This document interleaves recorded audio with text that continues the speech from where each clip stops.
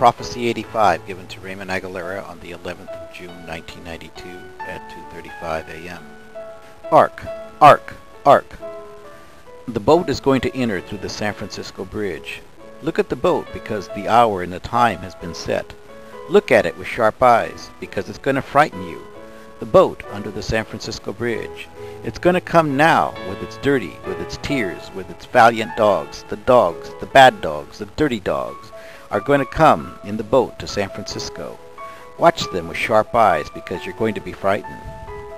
Now listen, my children, the day that I have been talking about in the other prophecies in different ways and in different manners is for real. I want you to pay attention. I want you to listen to the prophet, to the prophecies, because you've had it so easy now. You really do. You believe that it will always be this way, but I'm sorry to disappoint you, for it won't always be this way. The only way I can prepare you is to warn you about what's going to happen in the future. For I love you all, but only the clean ones, the righteous ones, the ones without blemish, are the ones that are going to meet my Son in the cloud. For the hour and the day will be upon you without warning, without any sign. It will appear in an instant, then the beginning of the end will occur.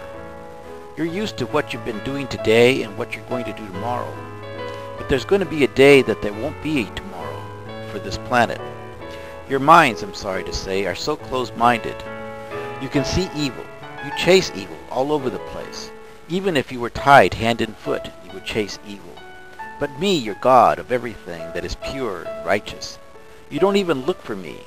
When my prophet hands you my word with his right hand, with a tear in his eye, knowing that he might lose his hand for giving you my word. But that is the reality of this world. You righteous pastors, you righteous theologians, you people who have God in a box and can't see outside your box, in your rules and your regulations, who walk over the blind and step on the deaf.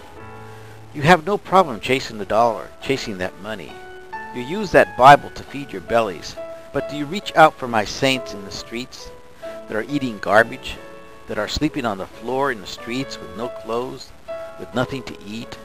I'm holding every pastor, every priest, every officer that has an office in the body of the Church of Jesus Christ of Nazareth responsible. When your turn comes, when your knee bows, better have the right answer, because Jesus Christ of Nazareth gave specific orders for you.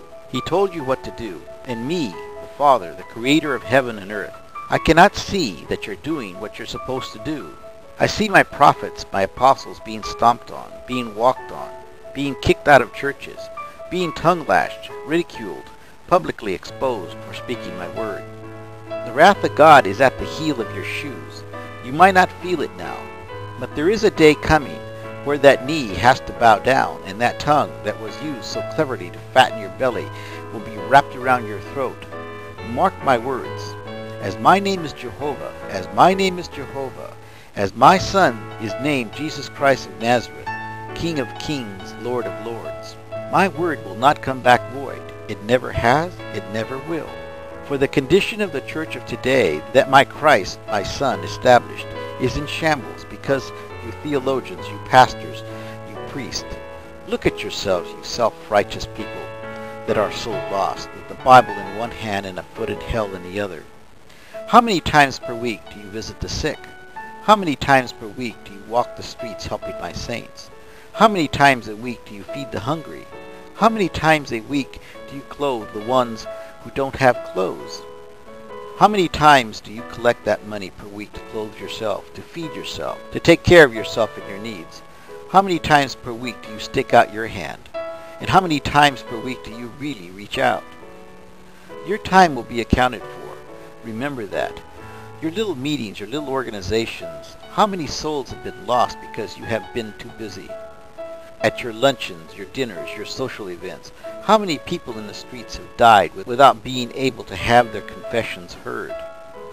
With tears in my eyes and love in my heart, I look at the bureaucracy of your church. For as the church gets smaller, Satan gets bigger. But it's all coming to an end. You can stick out your chest. You can act self-righteous and proud that you're a man of the cloth.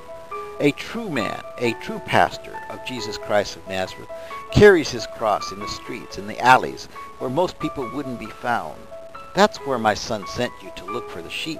the lost, the ones in need.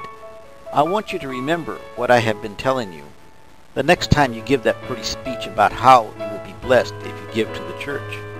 For every dollar, every cent that you collect, that you justify and rationalize and doesn't go to my sheep, you will have to pay back 70 times 70 for every penny, every dollar that you misused. So stick that in your offering basket. So saith Jehovah, the Lord of lords, the King of kings, and the Holy Spirit. For I am bringing to a close the life of this little planet, for the ways of man are finished. I say these things with a sad heart. I sound harsh, I sound mean, but you can't sound nice when you're rebuking. But I do love you, remember that also. This is Jehovah, this is Jehovah, this is Jehovah.